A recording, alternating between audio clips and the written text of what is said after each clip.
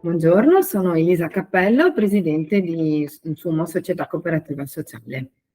Puoi raccontare brevemente la sua azienda, in particolare quando è nata, dove si trova, di cosa si occupa e chi sono le persone che lavorano con voi? La nostra è una cooperativa sociale che è stata fondata nel 2004, opera principalmente nel territorio del Comune di Venezia e nei comuni limitrofi. Noi, appunto, essendo una cooperativa sociale, come mission lavoriamo in due macro aree. L'area educativa, con servizi che vanno dagli 0 ai 18 anni, e invece l'area dell'inserimento lavorativo di persone che si trovano in stato di fragilità o disoccupazione.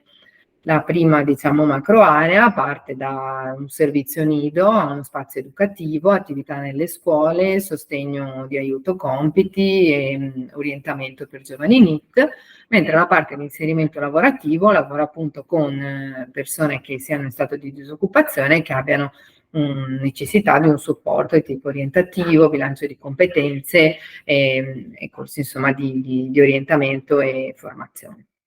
Quali azioni sono state sviluppate per garantire pari opportunità tra uomini e donne all'interno dell'azienda? Allora, la nostra azienda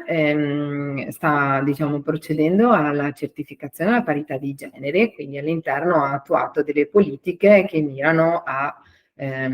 creare, diciamo, sia un clima aziendale basato sulla parità, sia poi appunto anche prevede delle procedure nell'assunzione, nelle carriere, nella formazione, eccetera, che garantiscano la parità di genere. La diciamo, caratteristica è quella che noi abbiamo principalmente personale femminile, questo perché molto spesso i servizi di cura sono proprio per una questione di cultura generale, diciamo sono percorsi dove la maggior parte delle persone che si candidano sono donne, per cui sono educatrici di nido piuttosto che appunto per altre fasce d'età. Però cerchiamo sempre di avere anche delle figure maschili proprio per garantire un maggiore equilibrio interno all'azienda. In che modo l'azienda favorisce la conciliazione dei tempi di vita e di lavoro? Allora, noi prevediamo appunto sia delle procedure, quindi per esempio abbiamo previsto più giorni in caso di maternità o paternità, quindi diciamo proprio delle procedure da contratto che vengono applicate a tutti i lavoratori. Però abbiamo anche, occupandoci noi di educativa,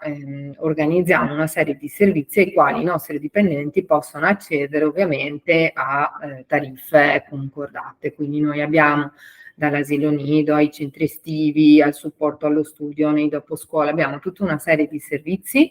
ai quali i figli dei dipendenti possono accedere, ovviamente con delle tariffe agevolate. Questo permette ai lavoratori ovviamente di poter organizzare meglio il tempo lavoro e in più chi desidera può avere un contratto part-time se questo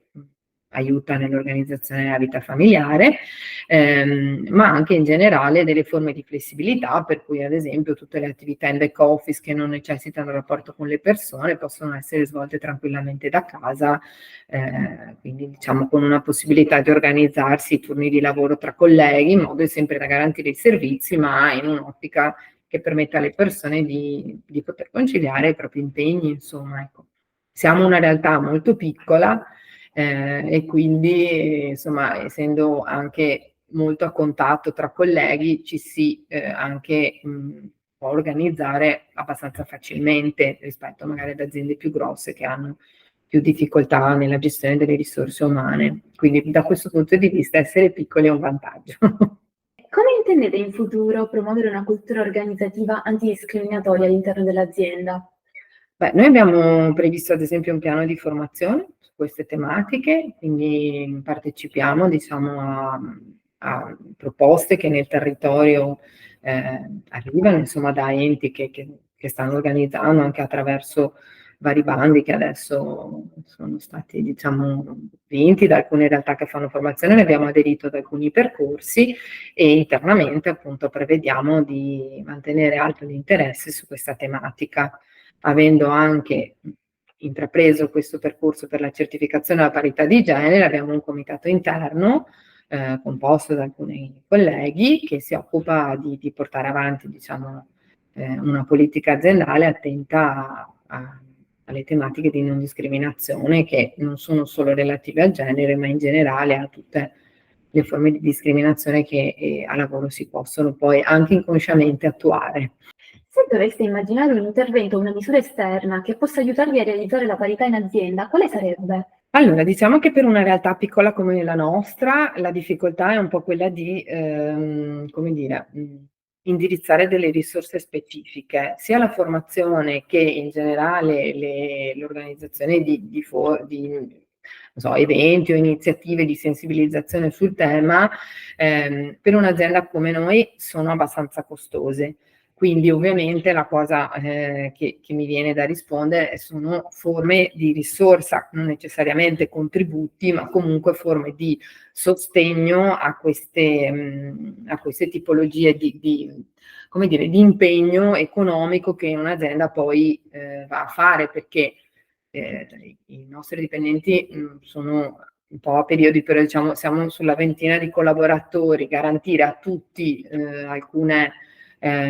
alcuni benefit, un'organizzazione flessibile, eccetera, ovviamente partecipare alla formazione ha dei costi e quindi penso che avere delle risorse a cui attingere, ripeto, non necessariamente contributi in forma economica, ma sgravi piuttosto che formazione finanziata, insomma, sulle tematiche potrebbe essere un aiuto concreto.